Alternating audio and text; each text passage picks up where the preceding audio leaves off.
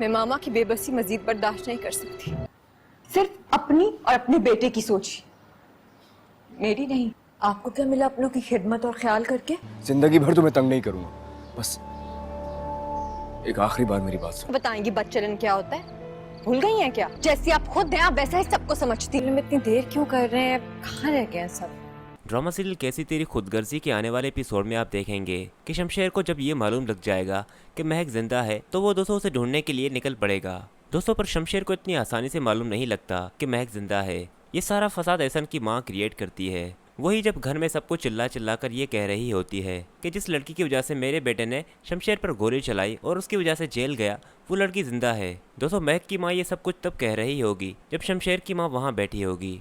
शमशेर की माँ तो दोस्तों इस वजह से वहाँ आई होगी क्योंकि उसका बेटा कोमा में है, तो वो ये समझती है कि शमशेर को इन लोगों की बद्दुआ लग गई है। इसी वजह से वो उन लोगों से दुआ लेने के लिए आती है कि मेरा बेटा कोमा में है और वो काफ़ी दिन से होश में नहीं आया, आप प्लीज़ उसे माफ़ कर दें ताकि वो होश में आ जाए। जहाँ महक की माँ दोस्तों उसे ये कह रही होगी कि माफ़ करने वाले हम कौन होते हैं, आपके बेटे को तो ऊपर वाले ने सज़ा दी है, आपको चाहिए कि अल्लाह से दुआ करें कि आपका बेटा जल्द ठीक हो जाए। खैर दोस्तों वो दोनों बात कर ही रहे होंगे तो अंजलि आकर सारा काम ख़राब करेगी और सबके सामने ये वाजे कर देगी कि महक जिंदा है। और दोस्तों शमशेर की माँ भी जब ये बात जान लेगी तो फिर घर जाकर बाबा साहब को कहेगी और बाबा साहब को इंसिस्ट करेगी कि हमारे बेटे को सिर्फ होश में एक ही लड़की ला सकती है और वो है महक। तो बाबा साहब चौंक जाएंगे कि तुम ये कैसी बातें कर रही हो, एक मरी हुई लड़की कैसे किसी को होश में ले आ सकती है। जिस पर दोस्तों शमशेर की माँ बाबा साहब को पूरी बात बताएगी कि महक मरी नहीं है, महक जिंदा है, मैं अभी भी महक के घर से आ रही हूँ, वहीं से मुझे ये सब कुछ मालूम लगा है।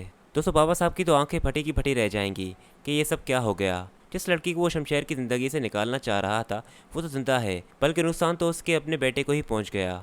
खैर फिर दोस्तों अगले सीन में आप देखेंगे कि बाबा साहब पहले तो शेरू को अच्छा खासा डांटेंगे कि तुमसे एक काम भी ठीक से नहीं हुआ और फिर पुलिस को कॉल करेंगे कि महक को ढूंढ निकालो, वो जहाँ भी है मुझे अभी चाहिए। और फिर दोस्तों पुलिस वालों को तो पहले ही शक होगा कि हो ना हो नोमान ज़रूर जानता है कि महक कहाँ है, इसीलिए वो नोमान के घर जाएंगे और वहाँ उसके घर की तलाशी लेंगे, जहाँ नोमान की बीवी पहले महक को कहेगी कि तुम कहीं छुप जाओ इससे पहले कि पुलिस वाले तुम्हें देख लें और हम सब के लिए एक और मुसीबत खड़ी हो जाए। और फिर दोस्तों महक छुप जाती है और पुलिस वालों को हाथ नहीं आती। पुलिस वाले जब वापस बाबा साहब के पास आते हैं तो पुलिस ऑफिसर बाबा साहब को कहेगा कि हमने महक को वहाँ ढूंढा पर महक वहाँ हमें नहीं मिली, हमें लगता है कि वो हमारी खबर सुनते ही वहाँ से भाग निकली है। जिस पर बाबा साहब पुलिस वाले को कहेगा कि फिर तुम किस बात के पैसे लेते हो मुझसे जब तुम लोगों से एक लड़की ढूंढी नहीं जाती। खैर दोस्तों पुलिस वाले तो वहाँ से चले जाते हैं और शमशेर की माँ भी जब बाबा साहब को उन पुलिस वालों से बात करते हुए सुन लेती है तो वो भी आखिर उन्हें कह देती है कि और कितना उस लड़की को तकलीफ देंगे आप। इस पर दोस्तों बाबा साहब अपनी बीवी को डांटते हुए कहेगा कि मुझे जो ठीक लग रहा है मैं वो कर रहा हूँ और अब मुझे इस बात में तुम्हारी कोई सलाह नहीं चाहिए।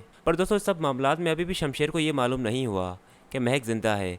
महक की जिंदा होने की खबर उसकी माँ ही मजबूरन उसे देगी, क्योंकि शमशेर जब पिंडी की टिकट करवा के निकल जाता है घर से तो उसकी माँ सबसे बड़ी बेचैन होती है कि पता नहीं शमशेर किस हालत में होगा। इसीलिए वो उसके दोस्त को कॉल करती है और उसे कहती है कि शमशेर कहाँ भी है, मेरी उससे बात करवाओ, मेरा उससे बात करना बहुत ज़रूरी है, शायद मेरी बात ही उसको सुकून दे।